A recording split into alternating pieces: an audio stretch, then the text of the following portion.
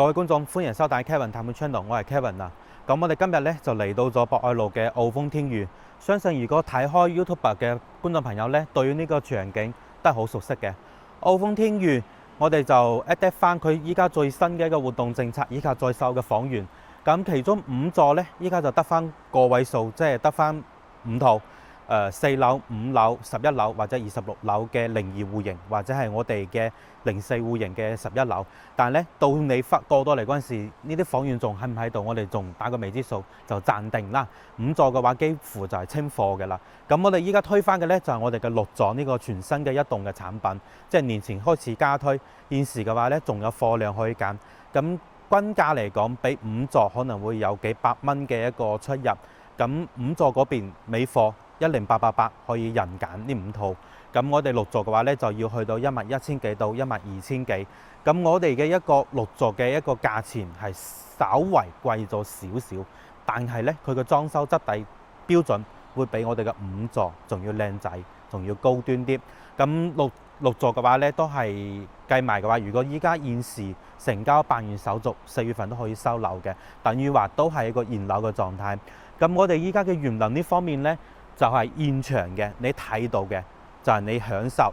假設如果你買喺呢度，你嘅一個生活配套以及小區嘅園林就係現成嘅。因為我哋呢度係一個澳資嘅開發商，全部係冇貸款嚟建設呢個小區嘅。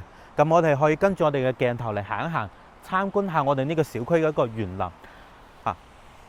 呢個小區嚟講呢，佢係得翻我哋嘅一排嘅係我哋左手邊嘅，全部係高層嘅住宅，以及有50幾套嘅一個我哋嘅別墅。咁別墅嘅話呢，就由800萬到1800萬起步嘅啦。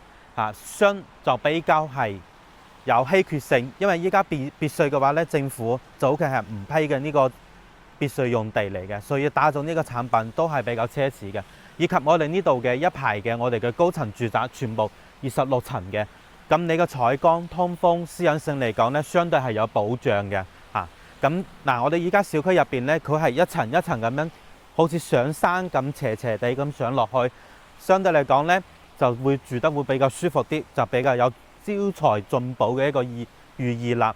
咁我依家嘅正前方呢座咧就係5座嘅單位啦，得翻有4套或者5套咁樣嘅單位，相對嚟講咧樓層就冇咁多揀噶啦。咁我哋呢度左手邊呢一座就係我哋嘅6座。依家6座咧，佢就可揀嘅房源咧就比較多。4月份收樓，等於話你依家買完辦完手續都差唔多係收樓。咁再執埋啲手尾，封下窗啊，做下櫃，都圍到6月份左右或者7月份，你就可以嚟到我哋中山享受你嘅退休生活啦。係咪好正呢？好啦，咁我哋事不宜遲，即時上我哋嘅示範單位拍攝俾大家睇睇啦。好啦，咁我哋依家咧就嚟到咗我哋6座嘅1樓大堂嘅，咁都睇得到啦。我哋現場嘅開發商佢都有公佈展示，相對於我哋6棟同5棟嘅一個差別，我哋6棟嘅一個裝修嘅材質、質地、品牌都升級咗。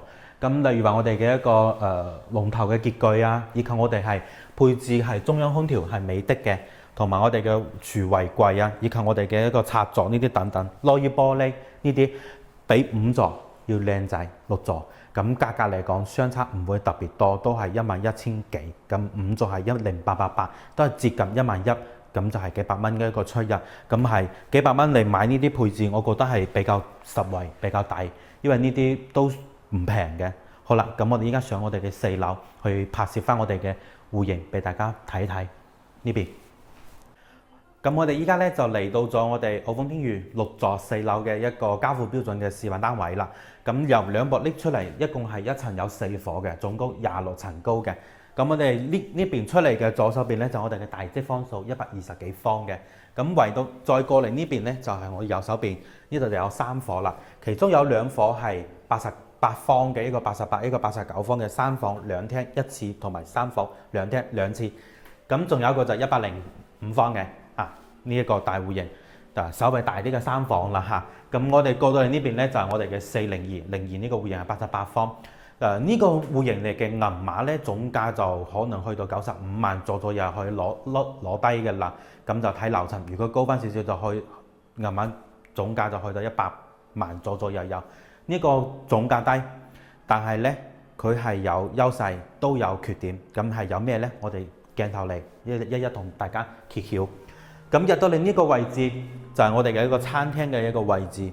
咁呢個位置咧就對住呢個門口，可能會對住我哋嘅另一呢個戶型，呢個係一個缺點嚟嘅。唔知觀眾朋友會唔會特別介意呢個問題？但係佢係一個獨立嘅一個私隱性嘅比較獨立嘅一個飯台嘅一個位置。廚房呢邊咧做咗個 L 型嘅一個佈局，比較細啲 mini 啲。如果你覺得呢個廚房細嘅話咧，你可以將呢個生活陽台包起嚟，即係封咗窗推出去。咁就會顯得你呢個廚房會大翻啲啲，咁就要收樓之後再去改動啦。呢個係缺點，但係呢個缺點可以用一啲特殊嘅設計方法去美化佢。咁同樣呢邊就係我哋嘅一個客廳嘅一個位置，對出嚟4樓呢個採光係比較開揚、比較猛嘅。呢個係有優點又有缺點。嗱，優點係咩呢？優點我哋對出嚟採光好、私隱性好嚇。呢個朝向南偏少少西，朝向都算唔錯。缺點係咩呢？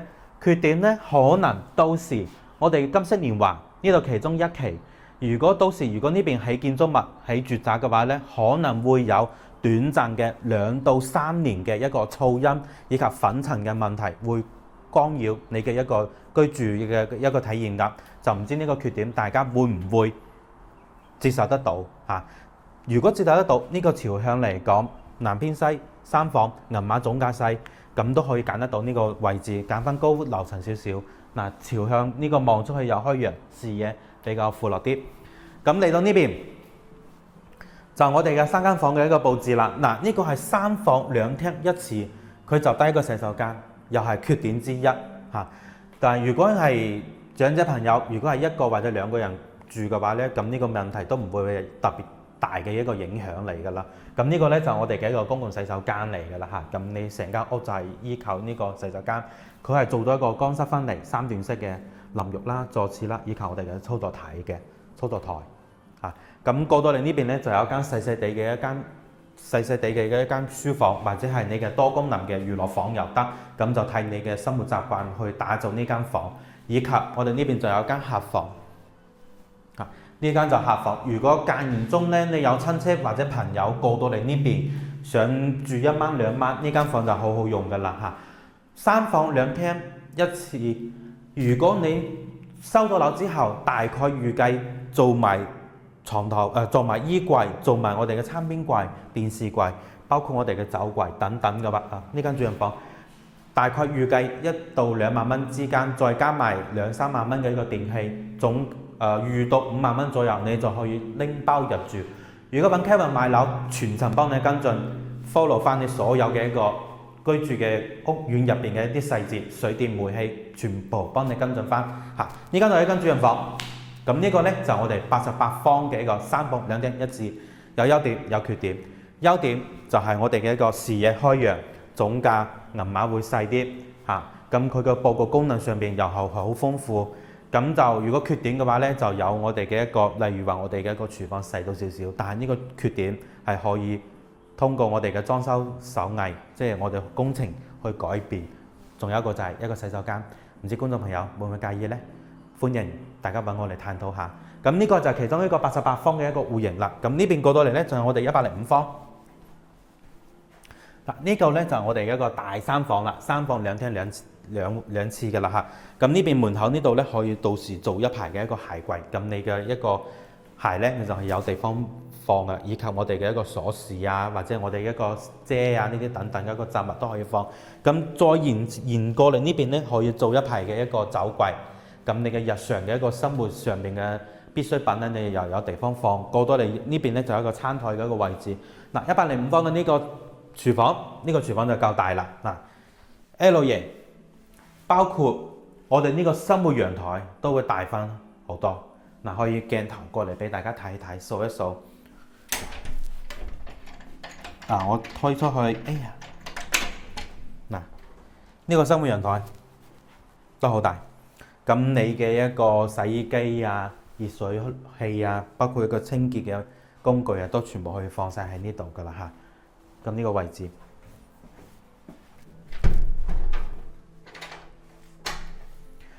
呢個廚房有一個缺陷，單門雪櫃嚇，就唔知你哋會唔會中意呢種單門嘅一個雪櫃。咁好啦，過到嚟呢邊東南嘅一個朝向，呢個朝向又係好。澳風天宇咧，佢嘅所有嘅朝向都係比較開揚嘅，同時冇遮冇擋，咁你嘅舒適性就會比較高。高樓層望出去可以望到我哋嘅博愛里。嗱，博愛路上邊咧，基本上去嚟呢邊睇樓嘅人都係睇完呢幾個樓盤，一個最浩園啦，一個我哋嘅博愛里，同埋我哋嘅澳風天宇，以及我哋嘅觀嶺。咁博愛里依家暫時嚟講咧，就得翻收尾啦，得翻20零套，冇幾多戶型可以俾大家揀，都係啲大隻嘅方數。咁就最浩園啦，最浩園就依家9000零蚊嘅一個冇批價，但係積數會大翻啲啲。咁然之後就我哋嘅澳風天宇啦，就比較多嘅一個選擇，以及我哋嘅觀嶺。咁觀嶺嘅話咧，我哋下一集都會 follow 翻拍攝俾大家睇㗎啦。咁呢個咧就係我哋嘅一個陽台。咁你係到時如果你想住嘅話，想封都 OK，封起嚟推出去，咁你呢個餐廳呢個客廳就會大翻好多㗎啦嚇。然之後過到嚟我哋呢間房，公共洗手間都係乾濕分離3段嘅。以及我哋嘅一間客房，同埋我哋一間娛樂功能房，仲有就係我哋呢間套房啦。呢間就係我哋嘅主人房嘅一個套房，可以擺得到1.8米嘅一個床，啊3邊落，衣櫃可以做呢邊，啊完全就係逼。闊落度就比較高㗎啦，咁單價圍到1.1到1.2之間，睇樓層嚟揀㗎啦嚇。咁我哋嘅一個套房入邊，同時套房入邊佢係有一個窗戶嘅，咁你嘅一個濕度就唔會咁高，通風效果會比較好啲。OK，咁呢個就105方嘅一個3房2廳2衛㗎啦。咁我哋跟住落嚟咧就去睇我哋嘅4房嚇，4房就大隻啲，120方，就係我哋嘅呢邊出嚟。電梯一出嚟嘅左手邊，如果中意大方數嘅朋友咧，就可以嚟呢邊睇睇啦。啊，有大有細，呢個120方佢就做咗一個通透型嘅一個戶型。現場咧有佈置我哋嘅一啲軟裝，我哋嘅家私電器，俾你有種居住温馨嘅家嘅一個感覺。咁我哋係南北通透對流嘅嚇。入到嚟呢邊嘅一個廚房。呢個120方佢嘅廚房咧就可以做到雙門嘅一個雪櫃啦。嗱，呢度入邊咧就嵌入式嘅廚房。啊，呢個廚房嘅一個雪櫃就比較大啦。咁同時咧，呢個係一個 U 型嘅操作台、烹飪、洗切。嗱，呢一塊呢邊咧，仲可以放啲一啲電飯煲啊、微波爐呢啲等等嘅一個位置。同時呢邊仲有一個生活陽台。佢係雙陽台嚟㗎嚇，推俾大家睇睇出嚟睇下。哇！呢個生活陽台好大啊，比較長，兩邊都有採光，光線又猛又足。我哋呢邊嘅小區園林全部都已經做好晒㗎嚇。呢啲綠植嘅話，平時嘅養護維護都係唔錯嘅，所以你嘅居住環境係比較舒適嘅。嗱，我哋依家上到嚟咧，就係我哋嘅6座呢個位置，可以聽得到噪音係比較細嘅。好多人話博愛路上面好嘈好嘈，但係上到嚟呢度，佢全部嘅用材用料以及呢個樓宇嘅一個座落嘅位置係比較安靜舒適嘅。噪音呢個問題咧，可能會喺我哋嘅前面嗰2座會有，但係呢個中間位置係冇嘅嚇。咁你到嚟呢邊我哋嘅一個客廳，咁都係一個大露台推出嚟。佢咧就連住咗我哋呢間房嚇，同我哋呢間客房係連通晒嘅，所以係比較長比較大嚇。呢個鏡頭嗱，呢度咧，我哋聽得到我哋小區園林嘅一個水池嘅小橋落水嘅一個水聲，係比較安靜㗎啦嚇。同時佢呢啲門窗用嘅質地都係唔錯嘅。4房2廳2衛。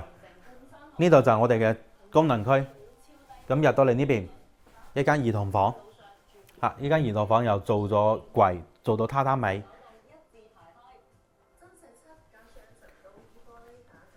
咁過到嚟呢邊咧就係我哋嘅呢間客房。呢間客房咧就連接住我哋嘅一個客廳啦，連接住我哋客廳。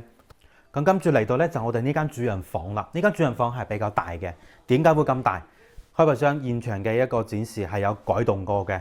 我哋呢間主人房佢係有2間房去打造打通嘅。呢度咧原本交付嗰陣時係有一間單獨嘅一個房間嚟嘅。咁依家咧現時佢打通晒咧，就做咗一個單獨嘅衣帽間啦，同埋我哋嘅一個套房入邊嘅洗手間，以及我哋嘅休息區。咁呢個打造嘅話咧，你可以參照，又或者係根據自己嘅家庭需求嚟講，打造翻自己嗰個專人嘅一個空間俾到大家自己去因人而異噶啦。咁現場咁樣嘅打造咧，就比較有大氣啦，同埋我哋好用啦。因為你主人嘅話咧，衣服多、化妝品多、包包多呢啲等等嘅話咧，呢度有一個獨立嘅一個空間俾到你去擺設，咁係比較方便噶啦。好啦，咁呢個咧就我哋120方嘅一個示範單位嘅一個拆解啦。咁我哋睇完澳豐天宇啦，咁我哋就總結翻依家現時嘅呢個樓盤。咁我哋如果想銀碼細嘅話咧，咁90零萬可以攞低一套3房嘅話咧，咁有我哋嘅88方可以揀到啦。或者係想大翻少少嘅一個尺度，我哋105方嘅3房2廳2衛都 OK 嘅。咁總價銀碼就去到話咧就110萬左右啦。根據我哋嘅流程去挑嘅啦嚇。咁想再大翻啲，有4間房嘅話咧，咁我哋就現場嘅呢間120方，咁總價去到130萬都可以攞低嘅啦嚇。咁就都係要根據流程去揀嘅。如果想翻嚟呢邊睇澳豐天宇，我哋可以現場考察，睇邊間買邊間。現場實地去睇。